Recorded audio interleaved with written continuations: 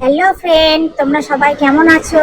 দেখো, এই সিজনে আমাদের প্রথম আমের আচার করলাম আজকে। আর তোমাদের সাথে শেয়ার করবো না সেটা কি হয়? চলো দেখো, আমি কি সুন্দর সবুজ সবুজ কাঁচা আম নিয়ে নিয়েছি এক ঝুড়ি।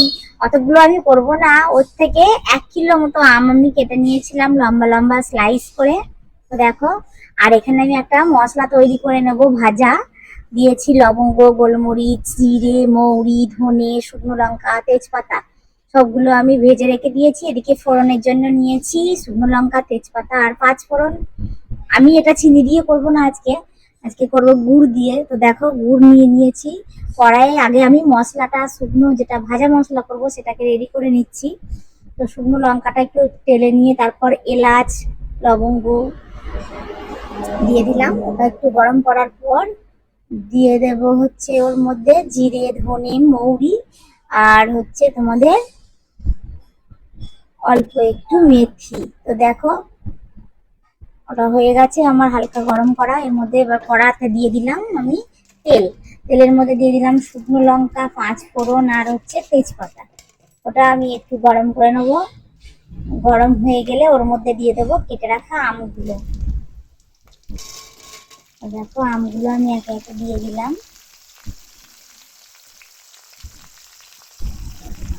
এবার আমি আস্তে আস্তে আমগুলোকে একটু কষাতে থাকবো যাতে একটু নরম হয়ে যায়। তার জন্য আমি দিয়ে দিচ্ছি একটু নুন। নুন দিলে যে কোনো জিনিস তাড়াতাড়ি নরম হয়ে যায়। নুন দিয়ে দিলাম পরিমাণ মতো। আর দিয়ে দিলাম সামান্য একটু হলুদের গুঁড়ো কালারের জন্য।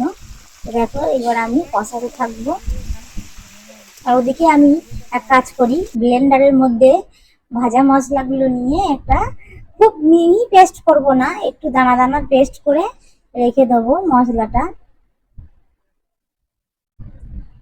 দেখো, এদিকে আমার মশলা রেডি হয়ে গেছে। সামান্য শক্ত শক্ত রেখেছি দানা দানা। দেখো, এদিকে আমটাও আমার কষানো প্রায় হয়ে যাচ্ছে। এবার আমি দিয়ে দেবো আখের যে গুড়টা রেখেছিলাম, গুড়টা।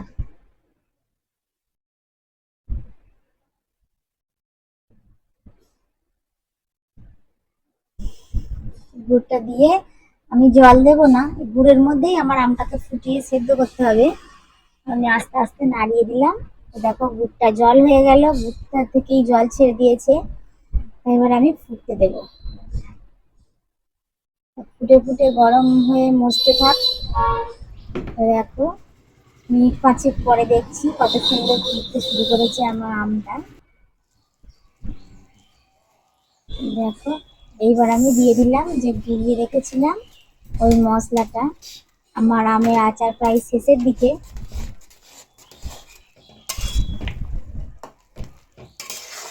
দেখো, কত সুন্দর কালার চলে এলো। এই দেখো, ফাইনালি লুকটা তোমরা একবার দেখে নাও।